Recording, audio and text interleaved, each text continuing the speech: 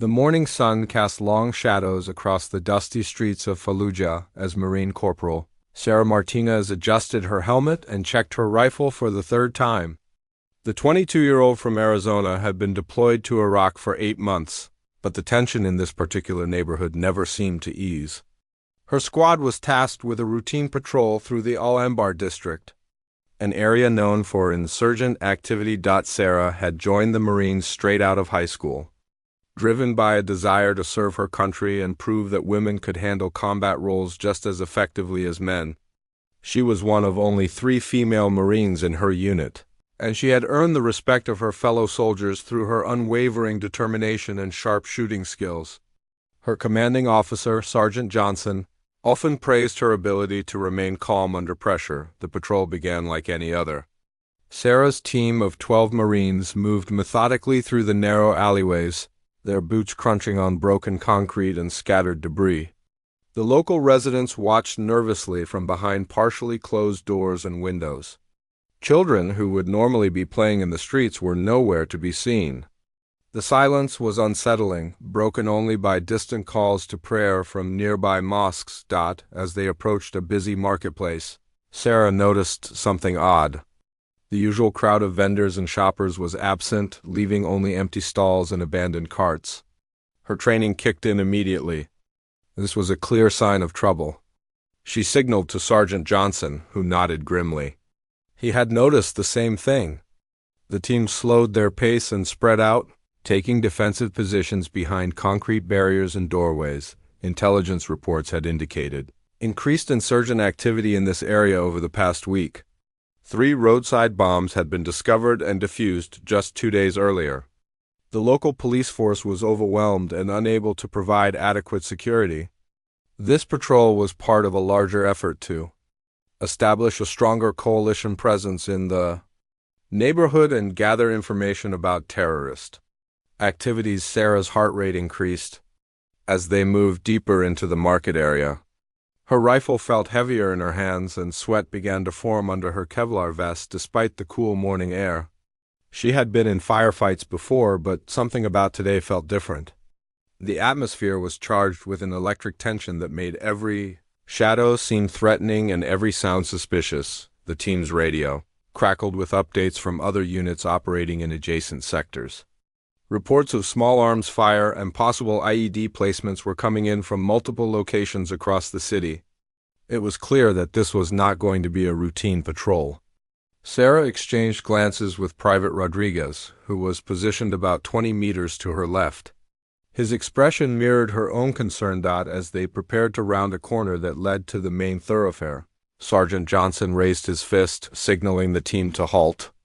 Through his earpiece, he was receiving urgent intelligence from drone surveillance overhead. Movement had been detected in several buildings surrounding the marketplace. The situation was rapidly deteriorating, but there was no safe route for immediate retreat. They were committed to their current position and would have to adapt to whatever challenges lay ahead. Sarah took a deep breath and focused on her training. She thought briefly of her family back home in Phoenix, of her younger brother who looked up to her, and of the promise she had made to return safely. But those thoughts were quickly pushed aside as she prepared mentally for what could become the fight of her life. The first shots rang out without warning, shattering the morning silence like thunder. Sarah dove behind a concrete barrier as bullets whined overhead, sending chips of stone flying in all directions. The attack was coordinated and brutal, coming from at least 4 different positions around the marketplace. Muzzle flashes erupted from rooftops and upper-story windows, creating a deadly crossfire that trapped the Marine patrol in an exposed position. Sergeant Johnson shouted commands over the deafening sound of gunfire, directing his team to take whatever cover they could find. Sarah pressed herself against the overturned market stall, her heart pounding so hard she could hear it above the chaos.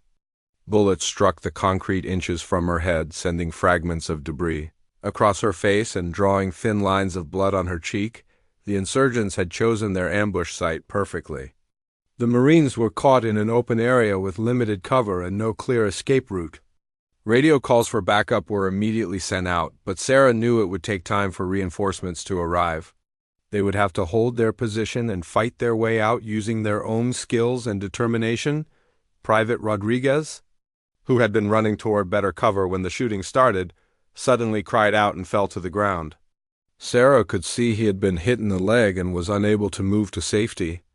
Without hesitation, she made a split-second decision that would define her character.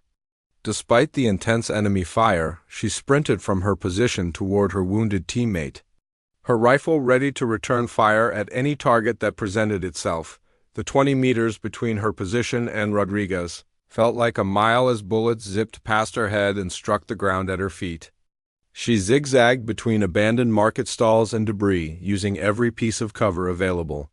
Her training in combat movement served her well as she reached Rodriguez and immediately began dragging him toward a more secure position behind a thick concrete wall. As she helped Rodriguez to safety, Sarah spotted 2 insurgents on a nearby rooftop preparing to throw grenades down at her squad's position. She quickly raised her rifle and fired 3 precise shots, neutralizing the threat before the explosives could be deployed. Her marksmanship skills, honed through countless hours of practice, potentially saved the lives of her entire team. The firefight intensified as more insurgents joined the battle from surrounding buildings.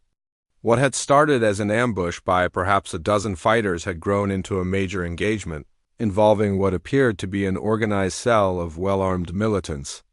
They were using a variety of weapons including assault rifles, rocket-propelled grenades, and improvised explosive devices that had been pre-positioned around the marketplace. Sarah found herself separated from the main group of Marines, positioned behind the concrete wall with the wounded Rodriguez and 2 other soldiers, who had also taken refuge in the same location.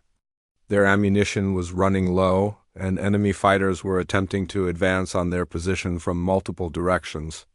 She knew they were in serious trouble, but her training and natural leadership instincts took over. She coordinated the defense of their small position, directing her teammates' fire toward the most immediate threats while also providing first aid to Rodriguez.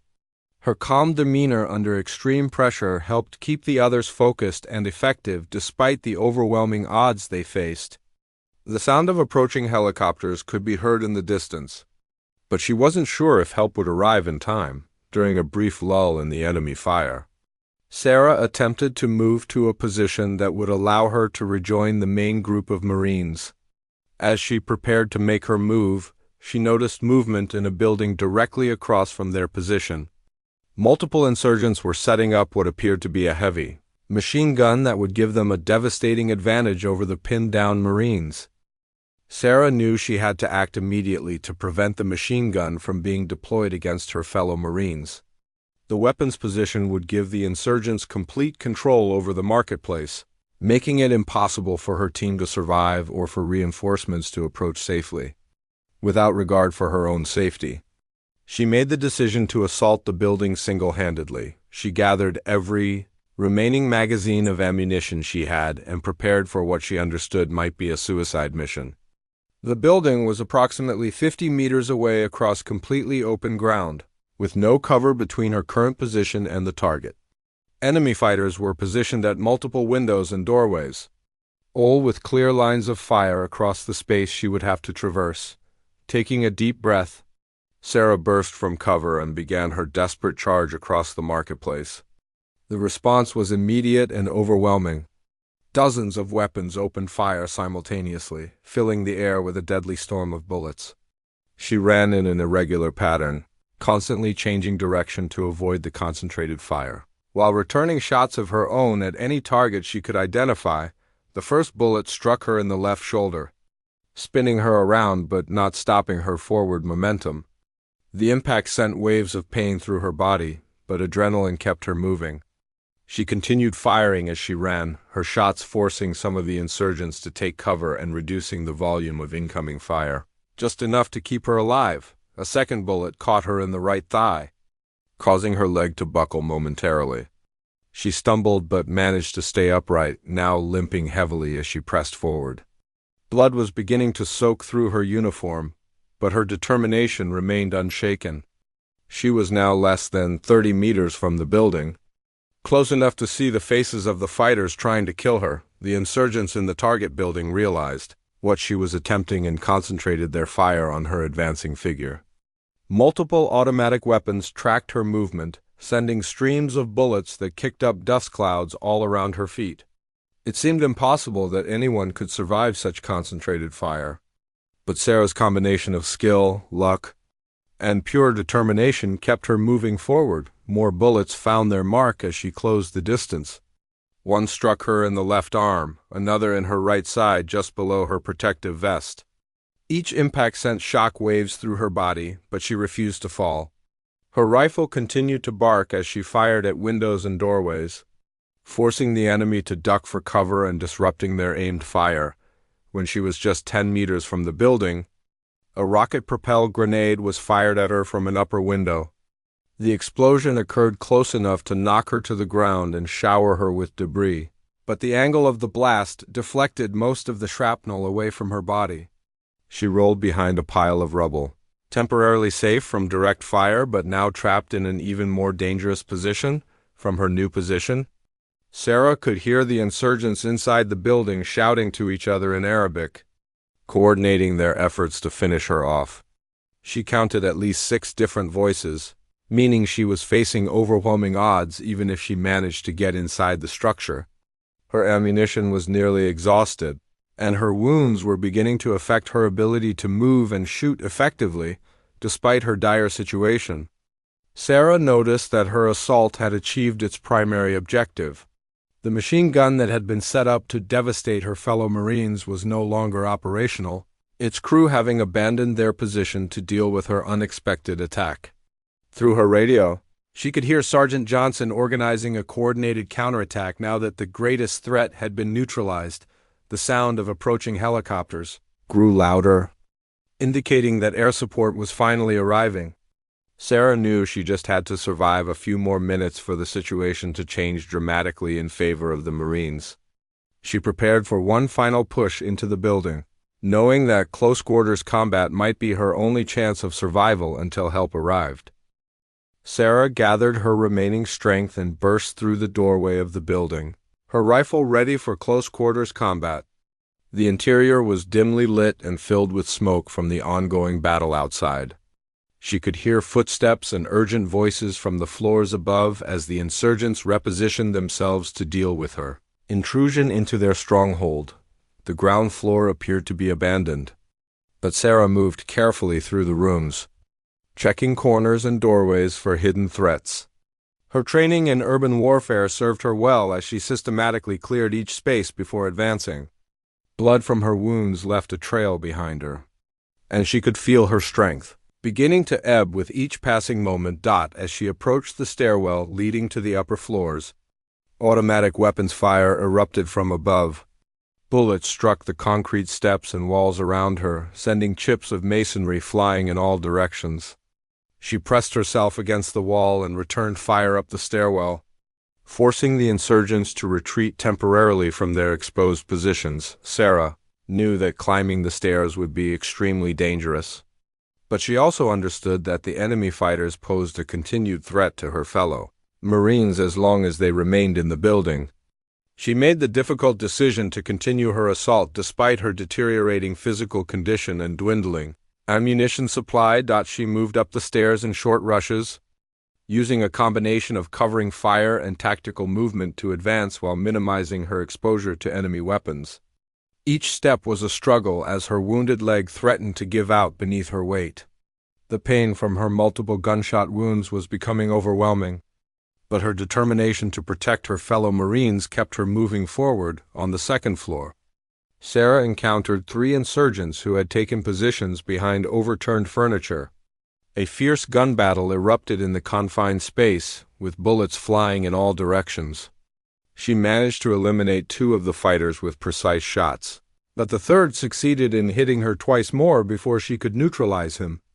One bullet struck her in the left side of her chest, while another grazed her neck, drawing blood but missing any vital structures. The sound of helicopter gunships could now be heard directly overhead as air support began engaging targets throughout the marketplace. The distinctive sound of chain guns and rocket fire indicated that the tide of battle was beginning to turn in favor of the coalition forces. Sarah's desperate assault had bought enough time for reinforcements to arrive and begin suppressing the insurgent positions. From the upper floors of the building, she could hear the remaining fighters preparing to make their escape through rooftop access points. Some were attempting to flee while others seemed determined to make a final stand. Sarah realized that her mission was essentially complete, but she was now trapped in the building with her escape route potentially cut off by enemy fire. As she attempted to make her way back down to the ground floor, Sarah was hit by a concentrated burst of automatic weapons fire from insurgents who had circled back to block her retreat. Multiple bullets struck her in rapid succession, hitting her arms, legs, and torso. The impact was overwhelming, sending her crashing to the floor as her strength finally gave out completely. She lay motionless on the concrete floor, her rifle just beyond her reach. Blood pooled around her body as her vision began to blur.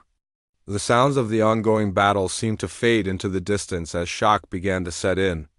Sarah had been struck by a total of 18 bullets, with wounds covering her entire body. By all medical standards, she should have been dead within minutes. However, her Marine training had taught her never to give up, even in the face of seemingly impossible odds. Though barely conscious, she continued to breathe and maintain just enough awareness to know that the helicopter gunships were systematically destroying the insurgent positions around the marketplace. Help was coming, but the question was whether it would arrive in time to save her life. The sound of heavy boots pounding up the stairs reached Sarah's fading consciousness as a Navy SEAL team swept through the building, systematically clearing each room of remaining insurgent fighters. The elite Special Operations Unit had been deployed as part of the rapid response to the ongoing battle. Arriving by helicopter just as the situation reached its most critical point, Lieutenant Commander Marcus Webb led the four-man SEAL team with practiced efficiency. His unit had been conducting operations in Fallujah for 6 months and had developed a reputation for their ability to handle the most dangerous situations. When they received word that a Marine had single-handedly assaulted an insurgent stronghold and was missing in action, Webb knew they had to act immediately. The SEALs moved through the building with tactical precision, their night vision equipment and advanced weaponry giving them a significant advantage over any remaining enemy fighters. They had already eliminated 3 insurgents on the lower floors when Webb's team reached the second level where Sarah lay dying, Petty Officer First Class Daniel Torres. The team's medic was the first to spot the motionless figure in Marine camouflage lying in a pool of blood. His initial assessment was grim. The body showed evidence of massive trauma with what appeared to be fatal gunshot wounds covering the torso, arms, and legs.